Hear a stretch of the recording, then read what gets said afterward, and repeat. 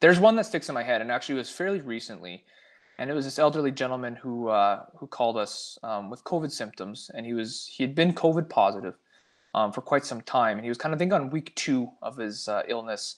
I remember I was working a night shift and we were told we were admitting a patient from out of town. And this patient was COVID positive. It was just kind of like a, oh shit, it's our turn to start filling up our ICUs and accommodating for COVID patients as medical ICU was full.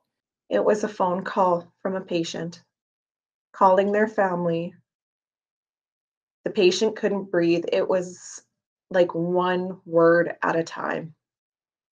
And it's happened more than once. And it's when I stand with a family who is unable to be at their loved one's bedside. Where obviously the patient is alone in the room, and when I went to see the patient is comforting their the family of this patient. So usually you expect the family to comfort the patient, but in this case, this individual or this patient was on the phone after being told that they need to be on life support at this point because things are not going well. And his adult son was living with him at the time, and I just remember picking him up, and I remember his son saying, maybe see you later, Dad.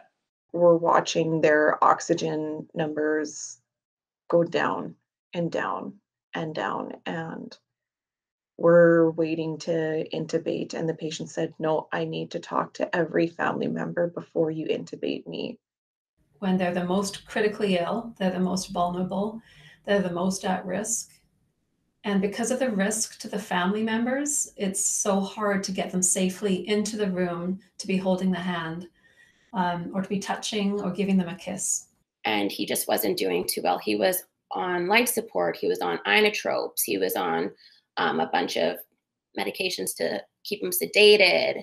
And this individual is comforting, the kids at home and the grandkids at home, and I could hear, even though the phone wasn't on speaker, but I could hear all the crying on the other end. Because I need to say goodbye, and I'll see you when I wake up. And you could hear the family crying on the phone through glass doors. And it was really, really tough to hear my patient comforting family at home who are crying loudly. I mean, to the extent I could hear them one by one and saying, this is what the plan, they're going to put me on life support, I'm going to be okay, I'm coming home. There's this procedure that we call proning, and it's when we have to physically flip a patient from their back onto their stomach and their face down. Usually the doctors will order that. Sometimes I've seen it in scenarios where it's like a last case scenario, like this is it, this is what can make or break whether a patient can get better, regardless if they had COVID or not. And I just remember that kind of stuck with me, because he knows he can't come to the hospital to visit because he's also COVID positive. And, knowing this gentleman's age, I was like, makes you wonder, is he ever going to come home? Is his son ever going to see that dad again? The point of proning is it's supposed to help with your lungs to breathe a bit better. And essentially it was when we started proning this patient, it was just like, wow. Like, I just remember seeing a news article with what was happening in Italy. And, you'll see a picture of a bunch of patients and you saw them all on their stomach. And I feel like the general public probably didn't realize like why that was happening. But someone who works in ICU just knows like it's bad, like it's getting pretty bad here. So knowing that we had to prone this one patient, it just kind of hit me like, this is it. This is what we're going to be doing with most of our COVID patients. And it's just a time to buckle down and try to get through the shift. And then this patient, in a very playful mode, looks at me and gives me the phone and says, "Okay, I'm ready. You could put me on life support, but you better charge my phone when I wake up. You better have this phone charged." So I said, "No problem. We'll try to get you better, and we'll definitely charge your phone." We try our best to find a safe solution for that family and that patient. But every time it happens, it breaks our hearts.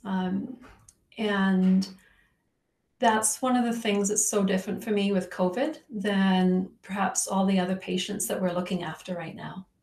This individual obviously ended up going home and done well.